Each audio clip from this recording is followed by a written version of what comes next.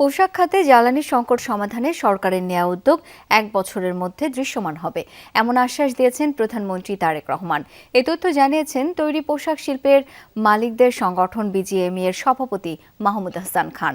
বিকেলে সচিবালয়ে প্রধানমন্ত্রীর সাথে বৈঠক শেষে সাংবাদিকদের এই তথ্য জানান তিনি।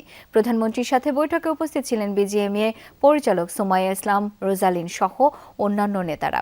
বিজিএমইএ সভাপতি জানান, শর্ট টার্মে জ্বালানি সংকট মেটাতে এলএনজি আমদানির জন্য মালয়েশিয়ার সাথে একটি চুক্তির কথা চলছে। এতে গ্যাস সংকট অনেকটাই মিটবে। বিজিএমইএ সভাপতি জানান, তাদের দাবির প্রেক্ষিতে চট্টগ্রাম এক্সপ্রেসওয়ে নির্মাণে কাজ করছে সরকার। এছাড়া বন্ধ কারখানা চালু করতে প্রণোদনার জন্য সরকারকে ধন্যবাদ জানান বিজিএমইএ নেতারা। আগামী 1 বছরের মধ্যে জ্বালানি ব্যবস্থার যে উন্নয়ন হচ্ছে সেটা দৃশ্যমান হবে। 1 বছরের মধ্যে ঢাকা চিটাং এক্সপ্রেসওয়ের ব্যাপারে আমরা অনেক দিন ধরে কথা বলেছি, এটাও উনি আশ্বাস দিয়েছেন যে এটা নিয়ে কাজ হচ্ছে।